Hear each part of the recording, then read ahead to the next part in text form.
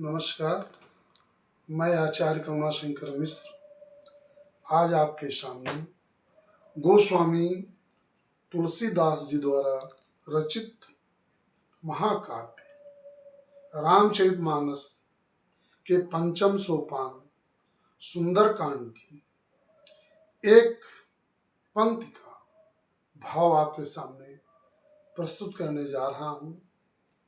रामचरितमानस की प्रत्येक चौपाई का अर्थ सभी लोग जानते हैं, लेकिन जब हम भाव और भावना से किसी चौपाई का अर्थ निकालते हैं तो वह दूसरे के भाव से भिन्न हो जाता है।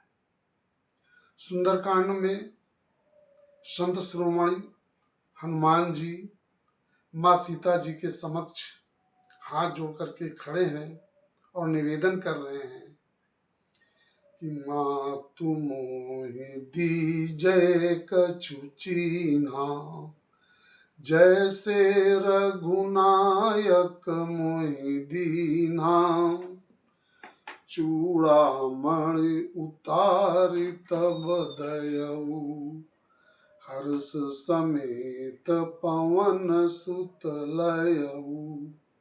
आज की जो वार्ता है हमारी, चूड़ामणि उतारि तब दयऊ, केवल इसका मैं भाव आपके सामने प्रस्तुत कर रहा हूँ। और ये भाव इस संदर्भ में है कि ये रामचरितमानस अवधी भाषा में लिखा गया है। मैं तो ठेठ अवधी भाषा, अवधी बोली जहाँ बोली जाती है, मैं उससे संबंध हूँ। और हमारे क्षेत्र में, अवध क्षेत्र में, ये बड़ा प्रसिद्ध है कि जब किसी स्त्री के पति का देहावसान हो जाता है तो जो श्रृंगार के जो आभूषण हैं, जो उसके संकेत करते हैं कि ये सुहाग के चिन्ह हैं, उनके लिए जब वो हटाए जाते हैं उस स्त्री से, तो उसके लिए बहुत ही सरल शब्दों का प्रयोग किया जाता है। जैसे किसी स्त्री के पति का देहावसान हो जाता है तो महिलाएं ये नहीं कहती कि इनकी आज चूड़ी टूटेगी, ये बड़ा कठोर शब्द है।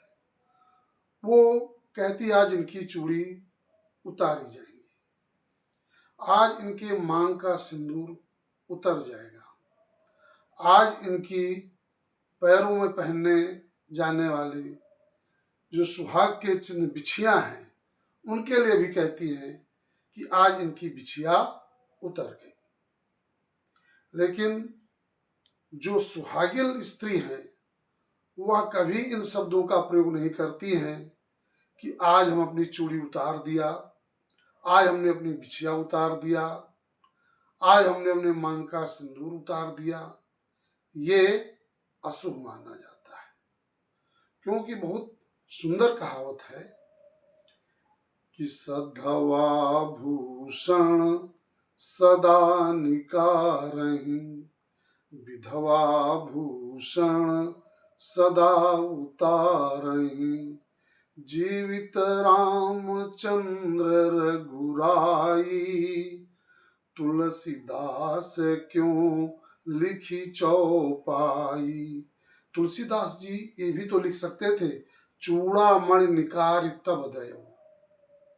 ये हमारे क्षेत्र के लोगों ने पूछा कि ऐसा महात्मा गोस्वामी तुलसीदास जी ने चूड़ामणि उतारि तब दयऊ, ये उतारने के लिए शब्द क्यों किया।